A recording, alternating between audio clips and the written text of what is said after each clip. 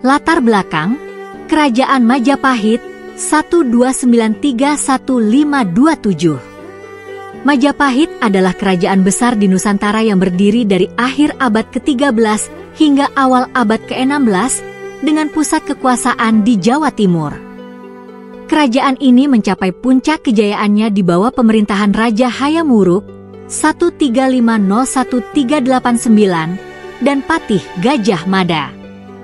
Keduanya berhasil memperluas wilayah kekuasaan hingga meliputi sebagian besar kepulauan Nusantara, bahkan wilayah luar seperti Semenanjung Malaya, Filipina Selatan, hingga sebagian Thailand.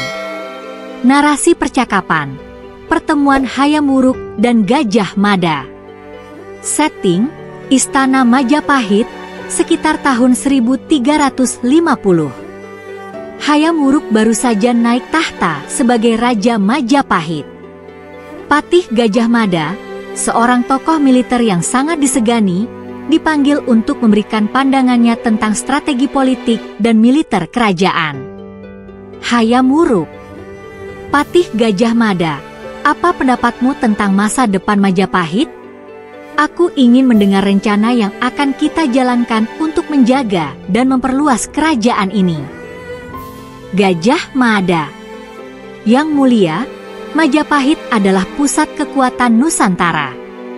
Namun, jika kita ingin benar-benar menyatukan wilayah-wilayah ini di bawah Panji Majapahit, kita perlu lebih agresif dalam menjalankan politik luar negeri. Saya berjanji, dengan sumpah palapa yang saya ucapkan, saya tidak akan makan palapa, rempah-rempah, sebelum seluruh Nusantara tunduk di bawah Majapahit. Hayam Wuruk. Sumpah palapa, kau katakan? Apakah tidak terlalu ambisius? Mencakup seluruh Nusantara adalah tugas yang luar biasa berat. Gajah Mada. Tidak, Yang Mulia. Ini bukan ambisi pribadi. Nusantara adalah milik Majapahit secara hak. Wilayah seperti Bali, Sumatera, Kalimantan, Sulawesi, hingga ke timur perlu dirangkul, bukan hanya melalui kekuatan militer, tetapi juga dengan diplomasi dan aliansi strategis. Hayam Wuruk. Lalu, bagaimana cara kita mengamankan dukungan para raja di wilayah-wilayah tersebut? Mereka tidak akan tunduk dengan mudah. Gajah Mada. Saya sudah memikirkan hal itu. Pertama-tama, kita harus membina hubungan baik dengan kerajaan-kerajaan yang ada di sekitar Jawa, seperti Kerajaan Sunda dan Bali. Aliansi pernikahan bisa menjadi solusi, seperti yang kita rencanakan untuk menikahkan Yang Mulia dengan putri dari Kerajaan Sunda. Setelah itu, kita dapat berfokus pada kerajaan yang lebih jauh, menggunakan kekuatan armada laut yang kuat untuk mengendalikan perdagangan dan memperlihatkan keunggulan kita. Hayam Wuruk. Itu ide yang bagus, Patih. Aku setuju dengan rencana itu. Namun, kita juga harus berhati-hati dengan para pemberontak di dalam negeri. Kita tidak bisa fokus pada perluasan wilayah tanpa menjaga kestabilan internal. Gajah Mada. Benar, Yang Mulia. Saya sudah menempatkan mata-mata di beberapa wilayah strategis. Para penguasa daerah yang mencoba memberontak akan segera diketahui dan ditangani.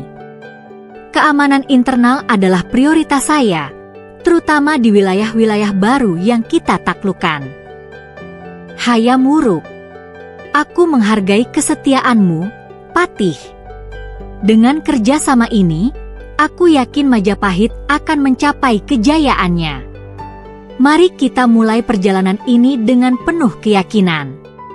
Segera susun strategi dan aku akan memimpin kerajaan dengan penuh dedikasi. Gajah Mada. Perintah Yang Mulia akan segera dilaksanakan. Kita akan menciptakan kerajaan yang tidak hanya kuat, tetapi juga dihormati oleh seluruh dunia. Majapahit di puncak kejayaan. Dengan kombinasi diplomasi, kekuatan militer, dan strategi ekonomi, Majapahit berhasil menjadi kerajaan maritim terbesar di Asia Tenggara. Hubungan perdagangan dengan Tiongkok, India, dan berbagai kerajaan di Asia Selatan memperkuat kekayaan kerajaan. Wilayah kekuasaan Majapahit meliputi hampir seluruh Nusantara, dan Majapahit juga menjadi pusat peradaban dan kebudayaan yang memengaruhi seni, sastra, serta arsitektur di seluruh kepulauan. Candi-candi seperti Candi Penataran dan Candi Suku dibangun untuk merayakan kejayaan Majapahit, sementara Kidung Sunda dan Nagarakretagama mencatat berbagai prestasi dari kerajaan ini. Di bawah kepemimpinan Hayam Wuruk dan Gajah Mada, Majapahit menjadi simbol dari kebesaran Nusantara. Namun, setelah kematian Hayam Wuruk pada 1389, Majapahit mulai mengalami kemunduran. Konflik internal, serangan dari kerajaan-kerajaan di luar Jawa, serta perpecahan di antara keluarga kerajaan melemahkan kekuatan Majapahit hingga akhirnya runtuh pada awal abad ke-16. Kesimpulan, Kerajaan Majapahit adalah salah satu simbol terbesar kejayaan Nusantara. Melalui kepemimpinan visioner seperti Hayam Wuruk dan strategi politik serta militer yang dijalankan oleh Gajah Mada, Majapahit mampu menyatukan Nusantara untuk beberapa waktu. Namun, seperti banyak kerajaan besar lainnya, Majapahit pada akhirnya runtuh karena faktor internal dan eksternal. Meski begitu, warisannya masih terasa hingga hari ini, terutama dalam konsep Nusantara sebagai identitas kebangsaan Indonesia.